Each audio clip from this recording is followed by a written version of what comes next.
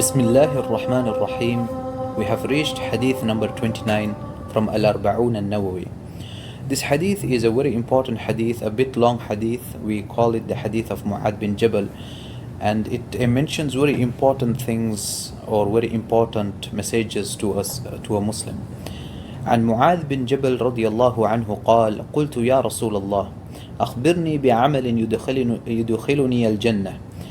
Mu'adh bin Jabal radiallahu an, he goes to Nabi sallallahu alayhi wasallam and he says, Ya Rasulullah, teach me a deed that will enter me to Jannah, وَيُبَاعِدُنِي مِنَ النَّارِ, and it will keep me away from the hellfire. And قال رسول الله صلى الله عليه وسلم لقد سألت عن عظيم, you have asked about something that is great.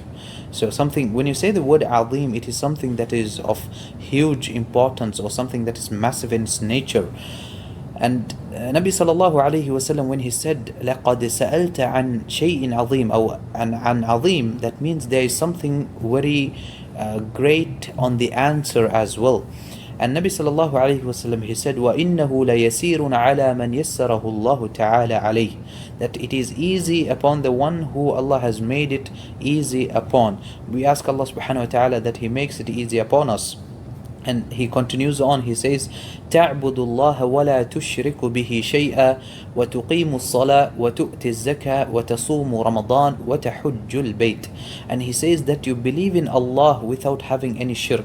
And this is also not easy. You know, there are part of shirk which is shirkul akbar, which is shirkul asghar. We all know about this, but even we know that riya, which is, you know, doing something just for others to see, or going and praying or doing sadaqah just for others to see, is part of riya, which is shirkul asghar, that we are doing it not sincerely for the sake of Allah subhanahu wa ta'ala, but also we are partnering in with others. So when it comes to the tawheed of Allah subhanahu wa ta'ala, that we be sincere to believing in Allah subhanahu wa ta'ala, and also we be sincere to Him in our heart and in our actions, that is very tough to achieve, and we ask Allah subhanahu wa ta'ala to make it easy upon us.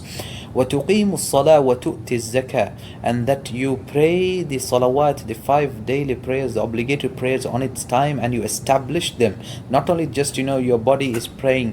Nabi sallallahu alayhi wasallam, he mentioned the salah of the munafiqs, that, you know, even it's mentioned in the Quran, إِذَا قَامُوا إِلَى الصَّلَاةِ قَامُوا كُسَالًا, that if they stand up for salah, they pray lazy, kusala, they are lazy in salah. يُرَاءُونَ النَّاسَ وَلَا يَذْكُرُونَ اللَّهَ إِلَّا قَلِيلًا. Allah mentions this in the Quran very clearly about the munafiqs. They stand up to pray, they pray in a lazy manner, and they pray because the people have to see them pray, because they want the people to know that, oh, I'm also someone who is praying, or my salah is like so and so. And وَلَا يَذْكُرُونَ اللَّهَ إِلَّا قَلِيلًا. This is the more scary part, that they do remember Allah, but they remember only a little.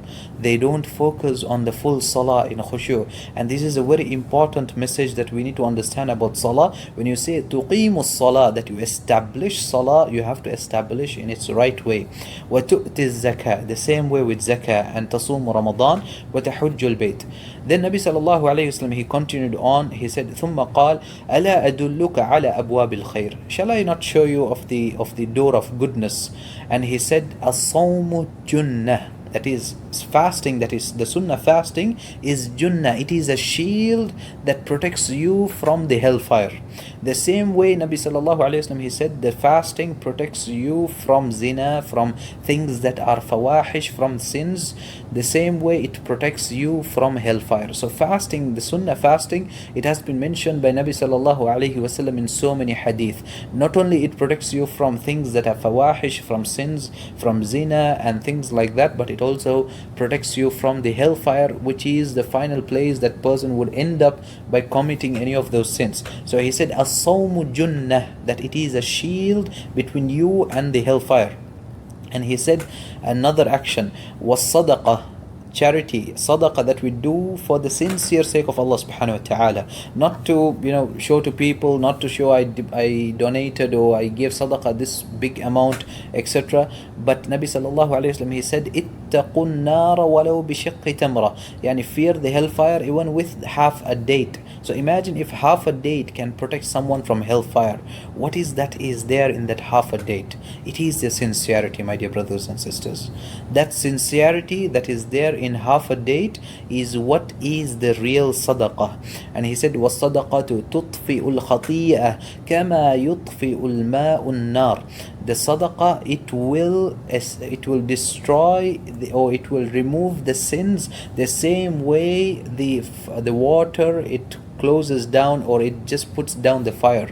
So this is one of the reasons why the scholars, they always say that if someone does a bad or wrong action, a sin, what we do is we try our best to even give a small amount of sadaqah right after doing that sin. May Allah subhanahu wa ta'ala protect us, and may Allah subhanahu wa ta'ala make it easy upon us to stay away from those sins. And giving that sadaqah right after that sin helps us a lot. In terms of sins, when every time a person commits a sin, there is a black dot that forms in the heart. And Nabi sallallahu alayhi wa sallam, he mentioned this clearly. When those dots and those blacks of the heart, when it gets full, the heart is dead. After that the heart is blind. It cannot hear what Allah subhanahu wa ta'ala is saying. The Quran will not be making any effect in a dead heart. We ask Allah subhanahu wa ta'ala to keep our heart clean and sincere to Him. And in this place, when a person does a sin and there's a black dot that is formed, when he gives sadaqah right away, right after that black dot is removed and it's erased. So here we try our best, when there's something wrong that happens from us without knowledge or with knowledge, we right away we follow it up with a sadaqah, even if it's a small amount, and we ask Allah subhanahu wa ta'ala sincerely to protect us and forgive us from that sin that we had done. And then Nabi sallallahu alayhi wa sallam, he continued on and he said, وَصَلَاةُ الرَّجُلِ مِنْ جَوْفِ اللَّيْلِ, that the tahajjud, that is important. And he recited the ayah, تَتَجَافَى جُنُوبُهُمْ عَنِ الْمَضَاجِعِ, until the end of the ayah in Surah Al-Sajdah, where the importance of tahajjud is mentioned, where the person who gets up from his bed and he leaves his bed and he goes and prays salah where his tears are falling for the sake of Allah, that is one of the best deeds we can try to do. Then Nabi sallallahu alayhi wa sallam, he mentioned, ثُمَّ قال أَلَا أُخْبِرُكَ بِرَأْسِ الْأَمْرِ وَعَمُودِهِ وَذِرْوَةِ سَنَامِهِ. Shall I not inform you of the Ra'sul Amr, the head of all the deeds, the pillar and the pillars and the thing that is at the head of it? And قلت بلى يا رسول الله. And Mu'adh bin Jabal radiallahu anhu, he said, definitely ya Rasulullah, we want to know. قال رسول الله صلى الله عليه وسلم رأس الأمر الإسلام وعموده الصلاة. The main thing is Islam, and the pillar of it is Salah. وَذِرْوَةُ سَنَامِهِ, and the top part of it is al-jihad. Then Nabi sallallahu alayhi wa sallam, he went on, he said, أَلَا أُخْبِرُكَ بِمِلَاكِ ذَلِكَ كُلِّهِ قُلْتُ بَلَى يَا رَسُولَ اللَّهِ فَأَخَذَ بِلِسَانِهِ ثُمَّ قَالَ كُفَّ عَلَيْكَ هَذَا. Then Nabi sallallahu alayhi wa sallam, he went on to ask him, shall I not tell you or teach you of the thing that is controlling all that? And then Mu'adh bin Jabal radiallahu anhu, he said, yes ya Rasulullah. And Rasulullah sallallahu alayhi wa sallam, he showed his lisan, he showed his, he opened his mouth and he said, كُفَّ عَلَيْكَ بِهَذَا. He pointed towards it and he said, hold on to this, hold on to your tongue, because and they replied to Nabi sallallahu alaihi wasallam, قُلْتُ يَا نَبِيَّ اللَّهِ وَإِنَّا لَمُؤَاخِذُونَ بِمَا نَتَكَلَّمُ بِهِ. Are we held accountable for what we speak?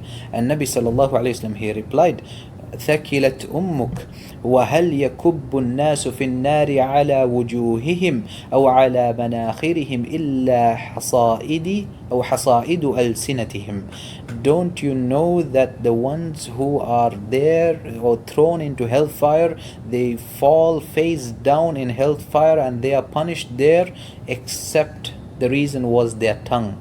So this hadith shows us the importance of protecting our tongue. Sometimes there are words, there are things that someone could say that would send him out of the folds of Islam. We ask Allah subhanahu wa ta'ala to protect us from those. Sometimes a thing that he could say would hurt the feelings of someone else, which could ruin things more. And protecting the tongue will protect many of us from the hellfire. Nabi sallallahu alaihi wasallam, in many of the hadith, he has mentioned that the main thing that keeps people, men and women, in hellfire mostly is the main reason is the tongue itself.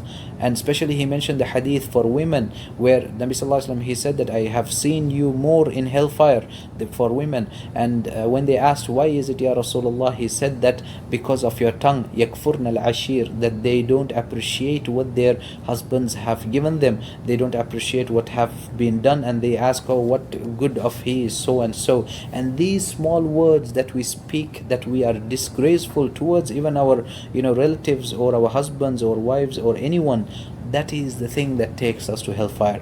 When you be disgraceful, when Allah has blessed you with things and you be disgraceful to Allah, that is the worst type.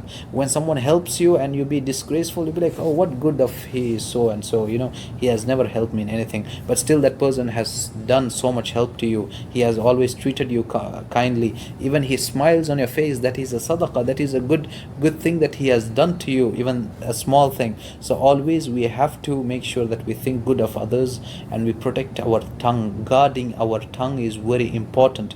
Even what we speak in terms of deen, it is very important that when we don't speak in deen out of ignorance, when we explain a hadith, when we explain ayat of Quran, we make sure that those are things that is written already by the scholars or in hadith, that is there in the tafsir or the shuruhat of the hadith. We don't bring it from ourselves. We don't just try to put things from ourselves and try to create things. And these are the worst types of sins that stays until the day of Qiyamah. May Allah subhanahu wa ta'ala protect us, and may Allah subhanahu wa ta'ala make us from the ones who are righteous, that do not go astray.